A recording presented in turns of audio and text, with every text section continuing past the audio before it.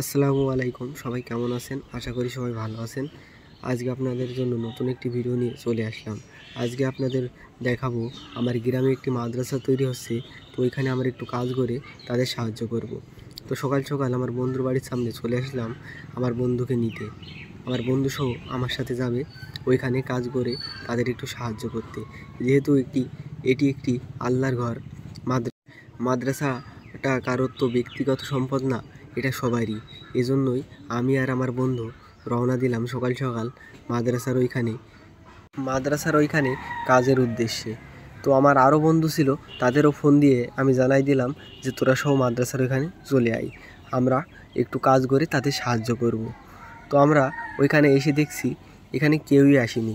তখন বাজে সকাল 6টা, কিন্তু কোনো লোকজনই এখানে নাই।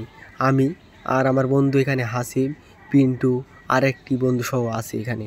তাছাড়া এখানে আর অন্য কোনো লোক না এখনও এসে পৌঁছায়নি যেহেতু। তো আমি ভাবলাম রাস্তার এই বালিগুলো একটু ওপরে তুলে দিই, কারণ এখানে গাড়ি যাতায়াতের সমস্যা হবে, এখানে একটি অ্যাক্সিডেন্ট হতে পারে, বলা যায় না। এজন্যই বালিগুলি রাস্তা থেকে একটু সরিয়ে দিলাম। এর ভেতরেই দেখছি আস্তে আস্তে লোকজন আসা শুরু করে দিয়েছে। আবারও দেখছি আমরা যেই ট্রেক্টরটিতে বালি লোড দেব সেই ট্রেক্টরটিও চলে এসেছে এখানে।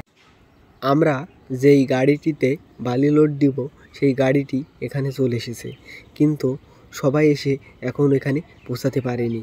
আমরা যারা এই গাড়িটিতে বালি লোড দিব সবাই কিন্তু এখনও এসে এখানে পৌঁছাতে পারেনি। তো আমরা ভাবলাম আমরা যেই কজনই এখানে আসি আমরাই কাজ শুরু করে দিই, আরও লোকজন তারা আসুক, তার আগেই আমরা কাজ একটু আগিয়ে নিই। এই ভেবেই আমরা কাজ শুরু করে দিলাম। যেহেতু এটি একটি আল্লাহর ঘর, মাদ্রাসা তৈরি হবে, এই কাজে সবাইকেই সাহায্য করা উচিত, এই ভেবেই কিন্তু আমরা এখানে চলে এসেছি। মূলত আমাদের উদ্দেশ্য ছিল আল্লাহর ঘর মাদ্রাসার এই কাজে আমরা সাহায্য করব। তো আমার বন্ধু পিন্টু আপনারা দেখতেই পাচ্ছেন গাড়ির ওপরে সে কিন্তু কাজে ব্যস্ত। যেহেতু গাড়িটি লোড হয়ে গেছে, তো গাড়িটি রওনা দিল মাদ্রাসার ওইখানে, যেখানে বালিটি ফেলা লাগবে। মূলত মাদ্রাসাটি এই জায়গায় তৈরি হবে। এখানে আপনারা দেখতে পাচ্ছেন অনেকগুলি গর্ত খোঁড়া আছে, এই গর্তর ভেতর থেকেই পিলার তোলা হবে, আর এখানেই মাদ্রাসাটি তৈরি করা হবে। আমরা যে ট্রাক্টরে বালি লোড দিয়েছিলাম সেই ট্রাক্টরটি এখানে বালিগুলো নামাই দিচ্ছে, আপনারা দেখতেই পাচ্ছেন। আর এই বালিগুলো দিয়েই মাদ্রাসাটি তৈরি করা হবে। তো বন্ধুরা, এই ছিল আজকের ভিডিও।